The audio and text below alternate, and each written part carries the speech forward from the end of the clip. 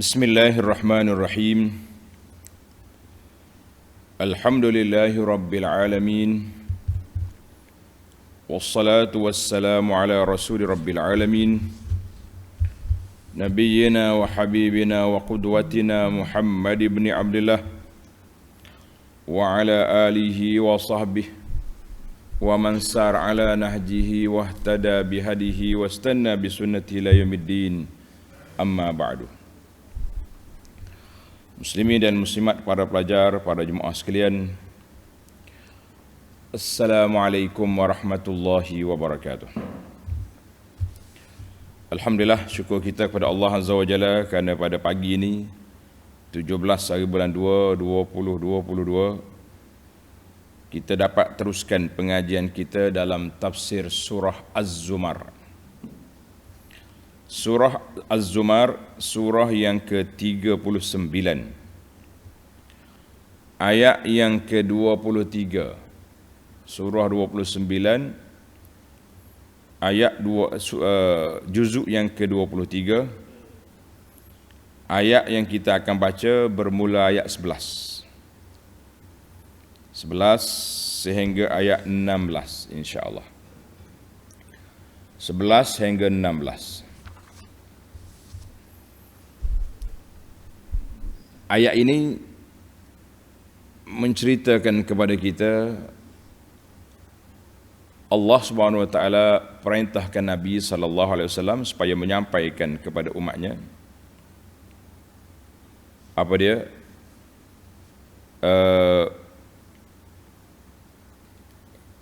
Ikhlaskan ibadat kepada Allah Azza wa Jalla semata-mata, jauhkan syirik dan riya, serta diperjelaskan golongan yang rugi di dunia dan juga di akhirat. Lebih-lebih lagi di akhirat lah. Mungkin dunia mereka hebat, di akhirat esok mereka akan kecewa seberat-beratnya. Baik para pelajar sekalian, kita baca ayat dulu. Ayat 11 bagi pemegang pimpinan Ar-Rahman edisi Jawi, muka surat 1005. 1005. A'udzu billahis samii'il 'aliim minasy syaithaanir rajiim. قل إني أمرت أن أعبد الله مخلصا له الدين وأمرت لأن أكون أول المسلمين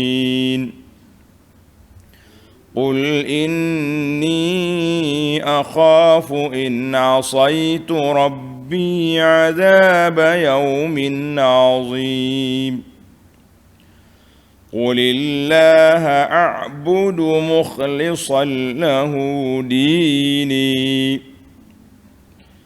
فاعبدوا ما شئتم من دونه قل إن الخاسرين الذين خسروا أنفسهم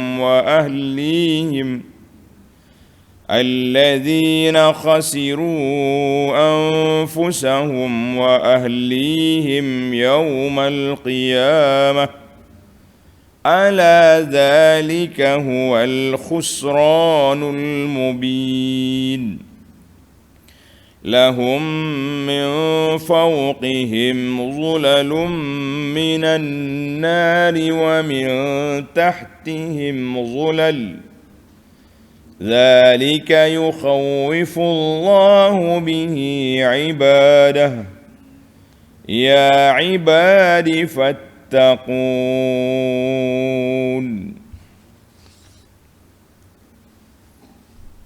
Balik mula kepada ayat 11.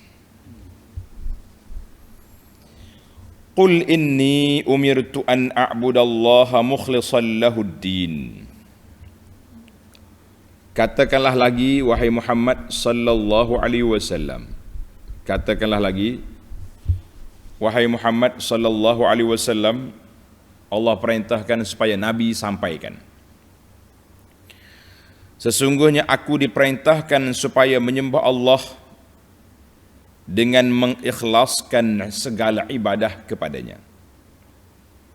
Di ayat ini perintah supaya ikhlas dalam ibadat yang zahirnya dan yang batinnya. Jangan melakukan syirik zahir seperti sembah berhala, sembah pokok-pokok kayu, sembah kubur-kubur, sembah macam-macam dewa-dewa, ataupun jangan melakukan ibadat kerana riya, kerana nak tunjuk orang, kerana nak mencari glamour, jangan. Itu semua menyalahi peraturan yang telah ditetapkan oleh Allah Azza wa Jalla. Maknanya kita dimintakan ikhlas beragama, beribadat semata-mata kerana Allah Azza wa Jalla. Banyak lagi lah ayat-ayat lain yang seumpama dengan ayat kita ni dalam Quran. Quran ni penuh dengan ayat tauhid, ayat ikhlas, ayat supaya kita menjaga apa? Jaga ibadat kita semata-mata kerana Allah Azza wa Jalla. Ayat yang ke-12, wa umirtu li an akuna awwalal muslimin, dan aku diperintahkan supaya menjadi orang yang awal pertama berserah diri bulat-bulat kepada Allah. Jadi dalam ayat ini kata dia para ulama tafsir munasabatul ayat. Munasabah ayat dua antara 11 dengan 12. Lamma kana lil ibadati ruknan. Ibadat kita ni ada dua rukun. Yang pertama amalul qalbi, ibadat hati, niat, segala perkara itu duduk dalam hati. Yang kedua amalul jawarih, ibadat dengan anggota-anggota kita. Wa kana amalul qalbi ashraf min amalil jawarih. Oleh kerana ibadat hati lebih mulia daripada ibadat anggota, kerana dia menjadi paksi, tapak Allah Ta'ala nak nilai kita ini, nilai di hati. Kemudian diikuti dengan amal anggota, kesan daripada hati itu baik, anggota lain baik, salahat jasadul kullu. Maka dia letaknya ayat tauhid, ayat hati itu dulu. Inni umirtu an a'budallaha mukhlishan lahuddin. Mukhlishan lahuddin ay mukhlishan lahut tauhid. Itu tafsiran dia. Ad-din di sini dengan makna at-tauhid. Ikhlaskan tauhid semata-mata kerana Allah. La usyriku bihi syai'a. Aku tak melakukan syirik dengan Allah sesuatu pun. Syirik besar ataupun syirik tersembunyi tidak ada. Summa dzakara aqibahul adwan. Kemudian diikuti dengan amal yang kedua, iaitulah amal anggota, wahwal Islam, iaitu menjaga rukun-rukun Islam yang lain. Maka datang ayat ini, wa umirtu li an akuna awwalal muslimin, dan aku diperintahkan supaya menjadi orang yang awal pertama berserah diri bulat-bulat kepada Allah Azza wa Jalla. Kita diperintahkan serah diri terus kepada Allah. Ai wa umirtu bi ifradihi bil ibadah. Aku diperintahkan supaya esakan Allah Ta'ala dalam beribadat, kerana aku orang yang pertama Islam, dan itu Nabi SAW. Kita walaupun yang kesudah berapa juta bilangan ahli Islam, Tapi ibadat kita sama. Jaga ibadat kita, jaga tauhid. Murnikan tauhid kita daripada sebarang syawaib.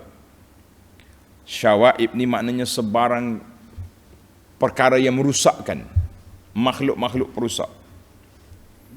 Jadi lebih baiklah kita ambil, kita beragama, kita bertauhid, kita beribadat dengan amalan-amalan yang tidak dipertikaikan oleh sesiapa.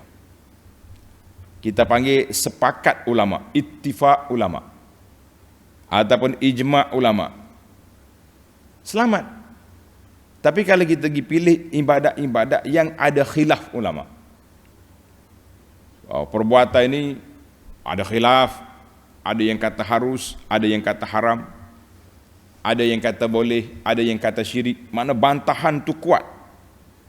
Kenapa kita nak masuk lorong yang begitu berisiko untuk agama kita?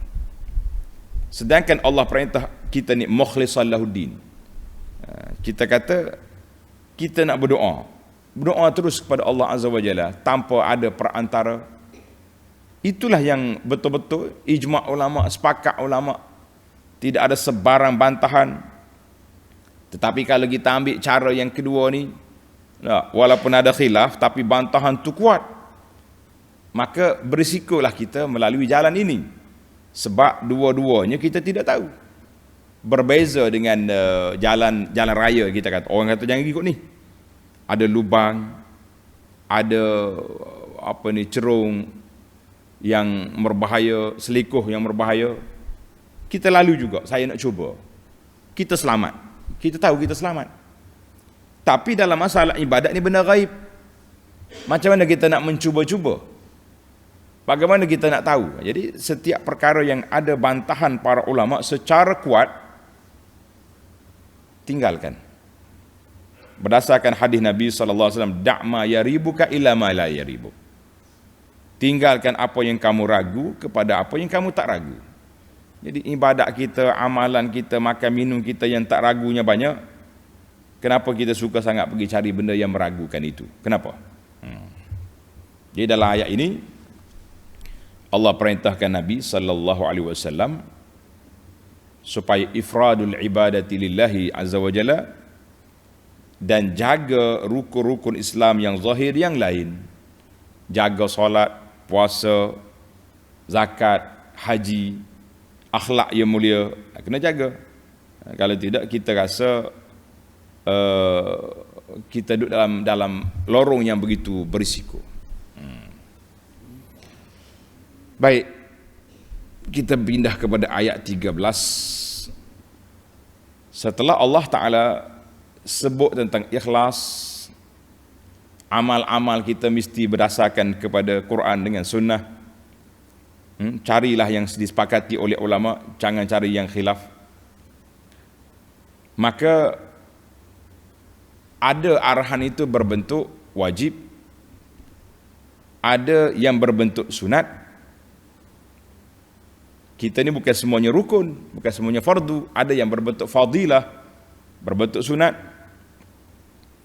Maka Allah Azza wa Jalla nyatakan di sini bahawa arahan supaya ikhlaskan ibadat itu, arahan supaya melakukan ibadat dengan ikhlas itu, dia dua. Yang pertama, arahan ikhlaskan ibadat kita, ikhlaskan pergantungan kita, tauhid kita kepada Allah. Yang kedua, ibadat kita ikhlas kepada Allah Azza wa Jalla, dan lakukan ibadat dengan ikhlas. Maka dia bawa kepada kita ayat 13 ini. Qul inni akhafu in asaitu rabbi azab yawmin azim. Katakanlah lagi, sesungguhnya aku takut jika aku menderhaka kepada Tuhanku akan azab hari yang besar. Soal jawabnya. Jadi aku bimbang kalau aku derhaka, aku akan dipersoalkan oleh Allah Azza wa Jalla pada hari yang besar. Jadi ayat ini kata di para ulama, menunjukkan bahawa ibadat itu wajib, ikhlas itu wajib, bukan pilihan. Kalau tidak, kenapa pula ada ancaman di sini? Kenapa rasa takut? Jadi susunan ayat itu Masya Allah kita nampak jelas di depan mata kita. Ayat-ayat Allah Azza wa Jalla ini sangat besar untuk diteliti, untuk ditadabur, supaya kita semua selamat di dunia dan juga di akhirat.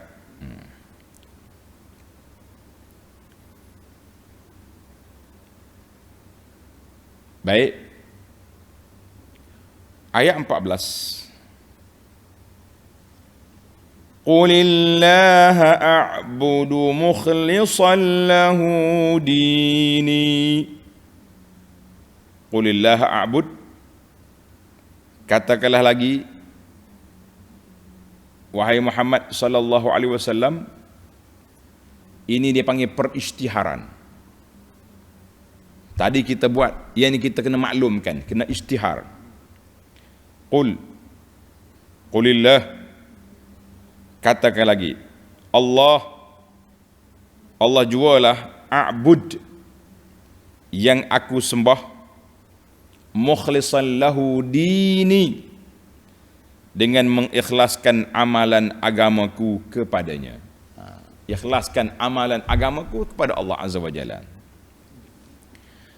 Jadi kata di para ahli tafsir, lamma bayyana ma umira bihi, setelah Allah Ta'ala nyatakan apa yang diperintahkan, wa'a'lama, dan Nabi juga beritahu bahawa kalau aku menyalahi, aku bimbang, akan diazab, akan diseksa, maka sudah tentu baginda Nabi SAW orang yang sangat mengikut arahan Allah, kemudian diikuti oleh para sahabatnya yang mulia, diikuti oleh golongan salafus saleh sehinggalah sampai kepada kita ini. Maka dalam ayat ini Allah Subhanahu wa taala perintahkan Nabi supaya nyatakan, jelaskan pendirian. Qulillah a'bud mukhlishan lahu dini. Hanya aku sembah Allah Azza wa Jalla semata-mata, ikhlaskan segala ketaatanku kepada Allah, dan aku tidak melakukan syirik. Kata di para ulama tafsir, li'anna litasrihi minal maziyati ma la yakhfa. Makna kita nyatakan dengan mulut kita, pendirian kita, sikap kita itu mempunyai nilai yang tinggi. Macam kita hari ni, kita kata apa pegangan kita? Jawabnya pegangan kita iaitulah Al-Quran dan Sunnah, berdasarkan kepada huraian para ulama salafus saleh, Ahlus Sunnah wal Jamaah. Jelas, maknanya kita bukan Syiah, kita bukan Khawarij, kita bukan pengikut ajaran-ajaran sesat yang menyeleweng, tapi kita ikut ajaran yang dibawa oleh Nabi SAW yang disebut dengan nama Ahlus Sunnah wal Jamaah. Orang yang berpegang dengan sunnah Nabi dan mengikut jama'atil muslimin di kalangan para sahabat, para tabi'in, imam-imam yang besar, sampailah kepada hari kiamat. Ini jelas pada kita, maknanya kita kena isytihar. Karena itu Allah Ta'ala ajar dalam surah Al-An'am, dalam surah Al-An'am ayat 162, ayat ini menjadi bacaan kita, perisytiharan kita. Apa yang kita isytihar, apa yang kita baca, iaitu ayat Qul. Qul itu tak payahlah kita baca. Qul itu arahan. Inna salati wa nusuki wa mahyaya wa mamati lillahi rabbil alamin la syarika lah wa bidzalika umirtu wa ana awwalul muslimin. Yang penting kita isytihar. Inna salati, solat aku, wa nusuki, ibadat-ibadat aku, Nusuk ni boleh. Nusuk tu ada kata haji, ada juga dengan makna sembelihan. Wa mahyaya, segala hidup aku ni, gaya hidup aku, dan mamati, aku nak mati dengan husnul khatimah, dengan kepercayaan baik, lillahi rabbil alamin, semata-mata kerana Allah azza wa jalla, la syarika lahu, tidak ada sekutu bagi Allah, wa bidzalika umirtu, dan itulah aku diperintahkan, wa ana, kalau kita baca Quran tak boleh ubah, wa ana awwalul muslimin, tapi kalau kita jadikan doa kita kata wa ana minal muslimin, aku dari kalangan orang Islam. Sebab kalau kita kata kita orang pertama Islam, siapa dia kita? Kita ni yang ke berapa juta dah. Tidak tepat. Maka kalau kita jadikan doa, kita boleh ubah. Inna salati, qul tak payah kata. Inna salati wa nusuki wa mahyaya wa mamati lillahi rabbil alamin, la syarika lahu wa bidzalika umirtu wa ana minal muslimin. Tapi kalau kita niat baca Quran, tak boleh ubah, kena kekal macam itulah. Maknanya dalam ayat yang kita baca ni declare peristiharan kita setiap masa, semua ibadat kita kerana Allah azza wa jalla. Kerana Allah azza wa jalla, istihadah, maklumat telah dilaporkan, tetapi dalam sudut pelaksanaan macam mana? Adakah mulut kita sama dengan hati, atau hati lain mulut lain? Ini yang kita bimbang hari ini. Kita istihar, inna salati wa nusuki wa mahyaya wa mamati lillahi rabbil alamin, semangat. Bila orang bawa mari kepada kita undang-undang, ini undang-undang Islam, ini undang-undang al-urek, nak ambil al-urek lagi. Di mana? Mahyaya wa mamati lillahi rabbil alamin, duduk di mana? Itulah tuan-tuan, bila mari pertembungan, ini saya dua ni sibuk pertembungan di antara tentang hadanah. Budak anak orang Islam, siapa yang patut dijaga? Budak itu masih Islam. Geng-geng yang bukan Islam, bersatu buat dia, lawan. Anak orang Islam pun yang duk belajar undang-undang lu'rek pun, dikata oleh kerana undang-undang sudah ada, persekutuan sudah ada, kenapa kita nak berebut lagi anak orang? Kita kena ingat, di Malaysia ni, British pun benar, dia panggil undang-undang mahkamah syariah yang berkait dengan nikah kahwin, berkait dengan ni lah, dengan pegangan agama ni. Walaupun dia tak ada hudud, tapi ada perkara-perkara yang dia ada kuasa. Sepatut orang Islam fokus sini. Jadi sibuk juga kita hidup bincang tentang macam menyokong perjuangan orang kafir menentang cerita ini. Sedih kita tengok anak-anak orang Islam yang dia panggil lost, bahasa Kelantan kata cabut pelunggu, amplak ni mana cabut pelunggu, tercabut tali kekuatan, al-urwatul wusqa. Ini cukup berbahaya. Baik, dah kita istihad dah kita ni, inna salati wa nusuki, biarlah kita kata lillahi rabbil alamin. Ini jelas dalam perjuangan kita, dalam perjalanan hidup kita. Baiklah para jemaah sekalian, selesai dah kita kenyataan-kenyataan dan juga peristiharan telah dilakukan.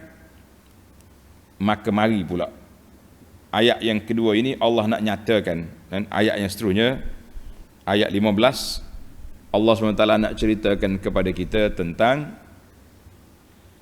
kumpulan-kumpulan yang tak mau ikut, tak mau tunduk kepada lillahi rabbil alamin. Apa keadaan mereka? Ayat 15, fa'budu ma syi'tum min dunih. Setelah kamu mengetahui pendirianku, maknanya Nabi bagi tahu, mu tahu dah pendirianku aku ini, wahai kaum kafir musyrik, dan kamu masih juga berdegil, mu tahu dah aku ni, aku dah ajak pada kamu beriman kepada ketaatan, kepada jalan yang baik, tapi kamu masih lagi berdegil. Fa'budu ayyuhal musyrikun min dunillah ayya syai'in syi'tumuhu, maka sembahlah kamu apa yang kamu kehendaki selain dari Allah azza wa jalla itu. Sembah batu, sembah kayu, sembah kubur, sembah dewa-dewa, sembah pemikiran, ideologi lain daripada Allah Azza wa Jalla, ikut mulah. Dia panggil ayat ini ayat kata putus, pemutus. Kita isytihar kita punya, mu tak ira juga, pedulikan. Gitulah lebih kurang.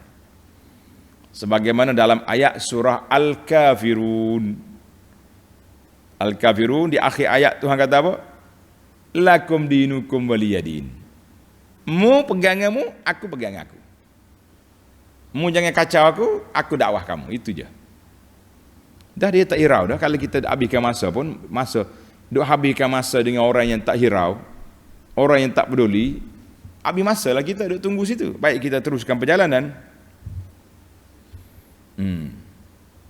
Baik. Kalau kamu tak hirau juga, ikut mulah. Gitulah ayat lebih kurang. Kamu akan mengetahui akibatnya.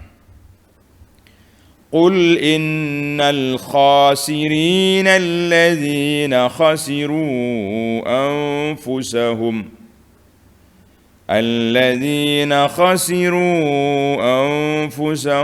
wa ahlihim yawmal qiyamah. Katakanlah lagi, sesungguhnya orang-orang yang rugi dengan sebenarnya ialah orang-orang yang merugikan dirinya sendiri dan pengikut-pengikutnya pada hari kiamat dengan sebab perbuatan mereka memilih kekufuran dan kederhakaan. Ini hak ruginya kamu. Yang ruginya kamu. Allahu Akbar. Kata kepada mereka ya Muhammad sallallahu alaihi wasallam, orang yang betul-betul rugi iaitulah orang yang rugi diri mereka daripada mendapat nikmat Allah Ta'ala syurga. Mereka akan dicampakkan dalam neraka. Mereka akan menjadi penduduknya yang penuh dengan seksaan, penuh dengan azab, penuh dengan segala perkara yang sangat merugikan. Ala zalika huwal khusranul mubin. Dengan sebab perbuatan mereka memilih kekufuran atau kederhakaan itu, ingatlah, yang demikian itulah kerugian yang sangat jelas dan nyata. Allahul musta'an. Jadi kerugian yang sangat jelas dengan mata duduk di mana? Duduk di mana? Apabila manusia ni masuk dalam neraka, habislah kita. Sekarang ni Allah nak ceritakan kepada kita ahwal keadaan ahli neraka tu, bagaimana yang dikatakan rugi itu. Ambil. Jadi kita ni bila kita dengar satu benda, biar detail. Sekarang ni Allah Ta'ala bagi tahu bahawa orang yang derhaka, orang yang tidak taat, mereka akan mendapat azab seksa. Mereka akan dapat azab seksa. Seksa dia nama neraka. Apakah sifat neraka? Na'udzubillah. Allahumma ajirna minan nar. Allahumma ajirna minan nar. Allahumma ajirna minan nar. Ya Allah, jauhkan kami, selamatkan kami daripada neraka. Amin. Tengok ayat 16. Lahum min fawqihim zulalum minan nar. Bagi mereka yang kafir disediakan lapisan-lapisan dari api yang menyerkup di atas mereka. La ilaha illallah. Macam kita hari ni dia panggil nasi mandi. Letak nasi bawah, api di atas.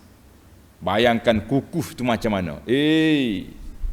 Geng-geng nasi mandi ni kalau diangkat keluar, dia punya daging, dia punya laham cabut daripada tulang tu. Relax.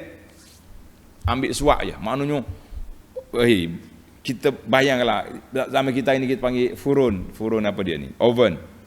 Apa ni yang masak ni? Allahu Akbar. Lapisan api neraka di atas mereka. Wa min tahtihim zulal. Dan dari api juga di bawah mereka. Cukuplah. bawah api, atas api. Cuma kelebihan orang ahli neraka ni, kelebihan dia hebat. Di antara kehebatan ahli neraka, dia tidak mati. Kalau nak kala atas dunia ni, tak usah kata api atas bawah. Terbakar gitu pun, mati dah kita. Tapi di neraka dia punya kebal, dia tidak mati. Allahul Musta'an. Bila Tuhan sebut kepada kita, kena ingatlah para jemaah sekalian. Kena ingat bahayanya neraka ini. Dari semua sudut ada api. Dzalika yukhawwifullahu bihi ibadah. Ya ibadi fattaqun. Dengan azab yang demikian, Allah menakutkan hamba-hambanya. Oleh itu bertakwalah kepadaku, wahai hamba-hambaku. Jadi Allah Ta'ala beritahu kepada kita, zalika alladhi akhbarallahu bi. Demikianlah apa yang Allah gambarkan, Allah ceritakan kepada kita. Cerita apa? Cerita azab itu, cerita orang-orang yang rugi pada hari kiamat. Untuk apa? Yukhawwifullahu bihi ibadah. Tujuannya Allah nak menakutkan kita yang beriman ni.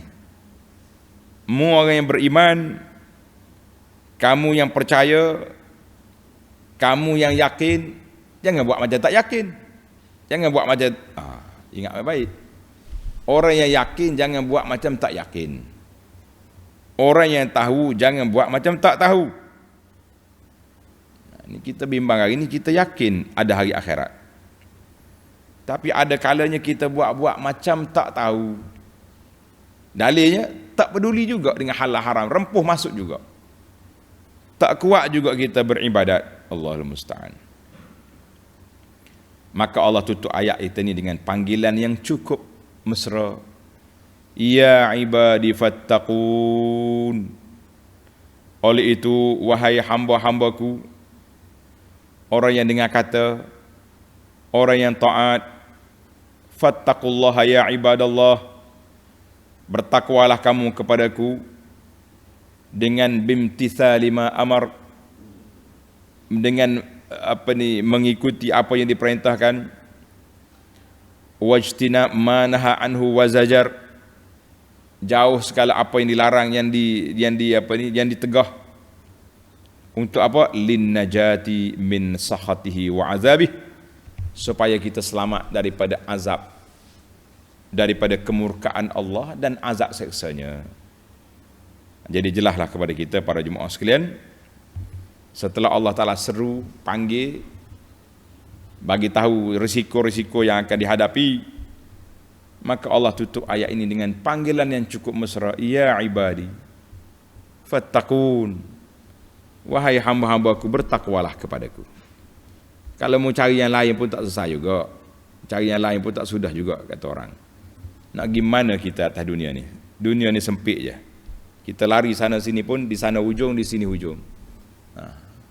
Baiklah para pelajar sekalian, tamaklah kita punya perbincangan ayat. Kita berpindah kepada al-fawaid. Al-fawaid al-ilmiyah, al-fawaid al-tarbawiyah, kita gaburkan sekali. Yang pertama, tengok balik ayat. Ayat kita, qul inni umirtu an a'budallaha mukhlishan lahuddin. Allah perintahkan kepada kita supaya ikhlas beragama. Ikhlaskan tauhid kepada Allah Azza wa Jalla. Jadi ayat ini mengandungi dua ikatan, dua qaid. Yang pertama, perintah supaya beribadat kepada Allah semata-mata. Yang kedua, kaunu tilkal ibadah khalisatan, ibadat itu mesti ikhlas daripada sebarang syawaibis syirkil jali, daripada syirik-syirik yang zahir sembah berhala, sembah batu, sembah tu. Dan juga wasyawaib syirkil khafi, daripada bahayanya virus-virus syirik yang tersembunyi. Maknanya syirik yang tersembunyi iaitulah riya, sum'ah, nak tunjuk ke orang, takabur. Ini yang kita ulang sentiasa. Mudah-mudahan kita sempat, kalaulah ada dalam sekelumit dalam diri kita, kita sempat tarik handbrake kata orang. Jangan ditamadi, jangan terikut-ikut dengan mainan nafsu. Jangan. Jadi ayat ini walaupun Allah Ta'ala tuju kepada Nabi SAW, tapi dia sebagai pembawa kepada umat, penyampai kepada umat. Yang kata ayat ke Nabi ni, lah ayat untuk Nabi, tapi dia sampai kepada kita. Maka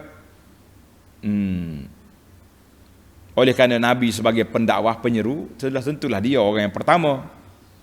Orang yang pertama, sebab itu dia panggil dia kata wa umirtu li an akuna awwalal muslimin. Sebab ayat ni tuju ke Nabi, awwalal muslimin. Maka bagi orang yang mengaku ikut Nabi sallallahu alaihi wasallam juga menjadi kewajipan kepada kita kena ikut zahir dan batin. Nabi kita ikhlas, Nabi kita ibadat kepada Allah Azza wa Jalla semata-mata, kita juga kena ikut. Kalau tidak, saya ikut Nabi, tapi hak Nabi suruh buat kita tinggal. Yang lain-lain tu, yang tuk sana tuk sini suruh buat, baru kita semangat. Kita kata di mana tanda-tanda ikut Nabi sallallahu alaihi wasallamnya. Dan dalam ayat ini juga, ayat yang pertama, ayat sebelah ini juga,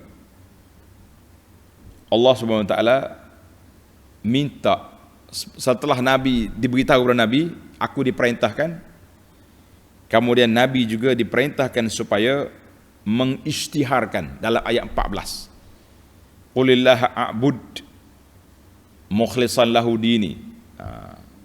Maknanya Nabi diminta supaya isytihar. Dan maka kata di para ulama, kita sebagai seorang Muslim mesti menzahirkan diri kita sebagai seorang Muslim. Mesti menzahirkan diri kita sebagai seorang Muslim. Yang pertamanya, Nabi SAW sudah pasti dia sebagai pendakwah, dia zahirkan diri dia. Walaupun dia diancam, diganyang, dipukul oleh Quraisy, Nabi tak peduli. Maka kita juga, para jemaah sekalian, jadi Nabi dia isytihar. Ada dua faedah situ. Yang pertama, al-hasu ala ittiba'ihi. Nabi menggalakkan kita supaya ikut dia. Dan yang kedua, bayanus istihqaqillah, menyatakan yang berhak, yang betul-betul mustahak, patut kita sembah Allah semata-mata, bukan yang lain. Sebab itulah dalam hadis yang sahih, Nabi SAW sebut dalam hadis ini dalam 40 pun ada, man amila amalan laisa alaihi amruna fahuwa raddun. Siapa dia buat satu amalan yang bukan daripada ajaran kami, maka amal itu ditolak. Tak kira lah sekarang ni orang dakwa ni, kita kata kalau dakwa penemuan sains teknologi zaman kita ini, kita terima. Tapi kalau dakwa dalam agama bahawa ini pahala sekian, ini kita kata buat mari dalil daripada Quran atau daripada hadis Nabi sallallahu alaihi wasallam. Sebab Nabi kata man amila amalan laisa alaihi amruna. Siapa dia buat mari hak bukan kami ajar, reject. Sekarang ini orang declare macam-macam, tak apa, walaupun tak ada dalam Quran, tak ada dalam hadis. Tapi perkara ini saya sudah mimpi jumpa Nabi. Nabi pun dia ada sahkan, sudah di-endorsekan benda ni boleh buat. Kita kata siapa nak mengesahkan mimpi, mana ada. Tak. Baiklah para pelajar sekalian, pentingnya kita sebagai seorang Muslim zahirkan diri sebagai Muslim. Kecuali kita duduk di negara komunis, kalau zahir sebagai Islam dibunuh. Itu dibenarkan, kita sembunyi. Ini kita duduk di negeri yang tak ada pun orang nak sembelih orang Islam. Kenapa kita nak tunduk, nak sembunyikan kita sebagai seorang Islam? Nyatakan identiti kita. Baik, kita pindah kepada faedah yang kedua. Faedah yang kedua, Allah Ta'ala sebut, Qul inni akhafu in asaitu rabbi azaba yaumin azim. Ayat ini Allah Ta'ala perintahkan Nabi SAW supaya nyatakan, aku takut kalau aku derhaka kena tipu azab. Maksud dianya nak melarang orang lain daripada melakukan maksiat. Dia sebagai Nabi yang kena Allah sudah pasti dia takut, dia tak akan buat maksiat. Nabi lah orang yang paling warak. Maka kita yang tidak Nabi ni lebih-lebih lagi lah kena tinggalkan maksiat, kena tinggalkan benda mungkar, benda yang tidak baik. Jadi ayat ini Nabi ijtihad diri dia supaya kita umat dia ikut. Sebagaimana terdapat hadis, Nabi SAW beritahu dia istighfar. Kan? Aku istighfar, ada riwayat kata 70 kali, ada riwayat kata 100 kali sehari. Rabbighfirli wa tub alayya. Kalau Nabi yang tak bersalah, Nabi yang tak ada dosa, yang maksum, beristighfar, bertobat 100 kali, kita yang penuh dengan dosa ni berapa ratus kali? Ingat, itu istighfar, taubat secara umum. Tapi dalam perkara ibadat khusus tak boleh buat macam tu. Contohlah kita kata Nabi SAW istighfar lepas solat 3 kali. Astaghfirullah, astaghfirullah, astaghfirullah. Kita apa kata? Dia Nabi tak berdosa, aku ni berdosa. Aku nak 30 kali. Alah. Sebab di sini ada format khas, format zikir lepas solat. Habis kita zikir lepas solat, awak nak istighfar, Rabbighfirli wa tub alayya.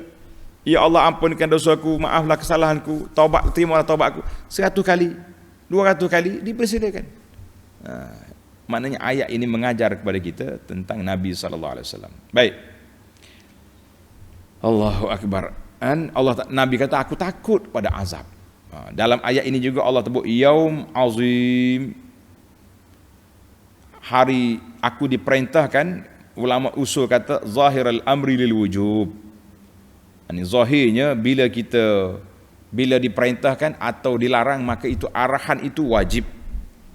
Jadi wajib bagi kita meninggalkan segala bentuk maksiat, wajib bagi kita meninggalkan segala benda mungkar, wajib bagi kita meninggalkan dosa-dosa dan segala perkara yang tidak baik. Wajib, bukan kata sunat. Jangan kata sunat je lah, wajib benda tu. Jangan main mudah-mudah, tak apa, dosa kecil. Ni yang tak tahannya main dosa kecil. Sebab itulah kita di antara, bila kita salah duk bagi dosa kecil, dosa besar ni lah orang berani buat maksiat. Bila kata-kata dosa ni pakcik, isap rokok ni berdosa, dia celek mata. Ada ulama kata khilaf. Tengok, dia duk main lagu tu, dia tak seberti tu. Sebab dia berani duk main. Syaitan ni bijak lah, dia masuk lorong-lorong ni. Sebab tu di awal tadi anak kata, kalau kita nak beribadat, ibadatlah cari yang sahih, yang tidak dipertikaikan, yang tidak dibantah, supaya kita selamat. Ni habis masa duduk ibadat, tiba-tiba ibadat kita mardud. Na'udzubillah. Yang ketiga, qulillaha a'bud mukhlishan lahu dini. Allah Ta'ala perintahkan Nabi supaya sallallahu alaihi wasallam supaya isytihar, nyatakan Allah Ta'ala jualah yang aku sembah dengan mengikhlaskan amalan agamaku kepadanya. Jadi kita tak situlah. Dan fihi, ayat ini yang bagi lil insan an yu'lina bil haqq. Ayat ini menyatakan menjadi kewajipan kepada kita mengisytiharkan diri. Nyatakan, ini pendirian saya. Pendirian saya yang pertama tauhid. Yang kedua ikhlaskan ibadat. Yang ketiga ikut sunnah Nabi sallallahu alaihi wasallam dalam ibadat kita. Istihar. Walaupun kadang-kadang bila kita istihar dia menyalahi pendapat orang lain, kita kata tak apalah. Itu pendapat orang, tapi yang aku naknya apa dia? Nak ikut sunnah Nabi sallallahu alaihi wasallam. Tengok dalam ayat ini, waktu Nabi kita istihar, Allah sebut dini. Tengok ayat yang sebelah tadi, mukhlishan lahuddin. Din itu mana agama. Ia ini kata dini, agama aku, pegangan aku. Sebab bila kita nak istihar, kita kena maklum inilah pegangan saya, inilah sikap saya, inilah pendirian saya. Dia panggil ya bil idhafah, dini. Allahu Akbar. Pernah Nabi SAW bersabda kepada sahabat-sahabat dia, Nabi kata apa? Ma min ahadin yudkhiluhu amaluhu al-jannah. Tidak ada seorang pun boleh masuk syurga dengan semata-mata amalan. Kita bergantung dengan sebab kita buat amalan, kita confirm masuk syurga. Tak boleh. Faqila, orang bertanya, wala anta ya Rasulullah, Tuhan sendiri tak boleh masuk syurga dengan sebab amalan? Qal wala ana, iya, walaupun aku syurga tak boleh. Illa an yataghammadani ya Rabbi birahmatin, kecuali dengan limpahan rahmat Allah Tuhanku, barulah kita boleh masuk syurga. Hadis ini sahih rawahu Muslim. Maknanya para jemaah sekalian, kita jangan declare mudah-mudah bahawa aku ni ahli syurga, aku ni ibadat banyak menyebabkan aku masuk syurga. Kita kata tidak berhak untuk kita menyatakan demikian. Sebab apa? Sebab syurga itu hak Allah. Kita boleh masuk syurga dengan sebab kita taat, kita ikut perintah, kita tauhid, kita tidak syirik, kita ikhlas, kita tidak riak, layak, maka dengan rahmat Allah Ta'ala dibawa dalam syurga. Itu maksud hadis. Alhamdulillah. Baik, yang keempat, alladzina khasiru anfusahum wa ahlihim, dan orang-orang yang rugi diri mereka dan juga keluarga mereka. Katanya para ulama tafsir, anna ahla syirki yaumal qiyamati la yajtami'un. Puak-puak syirik dia tak kumpul dengan anak-beranak dia di akhirat. Hak ni duduk tingkat 10 dalam neraka, yang ni duduk tingkat 5, yang ni tingkat bawah sekali, yang paling dahsyat kan. Dia tak kumpul. Berbeza dengan orang beriman. Orang beriman pada hari kiamat esok dikumpulkan dalam satu tempat. Allahu Akbar. Sebagaimana kita seronok, kita gembira boleh berkumpul dengan anak-beranak kita, dan kita gembira boleh berkumpul dengan keluarga kita, pada hari kiamat nanti Allah Ta'ala kumpulkan balik dalam syurga sekiranya semuanya layak masuk syurga. Allahumma jma'na, ya Allah, sebagaimana Engkau kumpulkan kami dengan keluarga kami, sahabat-sahabat yang kami sayangi dalam dunia ini, kumpulkan balik kami dalam syurga-Mu ya Rabbal Alamin. Tapi ahli syirik, mereka tidak ada hak lagi untuk berkumpul di sana. Masing-masing duduk azab. Berpisah tu pun azab dah tu. Berpisah dengan keluarga itu siap dikira azab.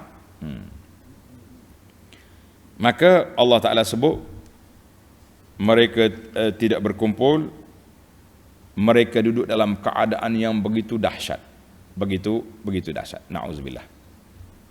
Baiklah, sebagai penutup ayat ini, ayat yang ke-16, zalika yukhawwifullahu bihi ibadahu, segala perkara, segala maklumat yang telah disampaikan itu Allah Subhanahu Wa Taala nyatakan, aku nak menakutkan hamba-hambaku.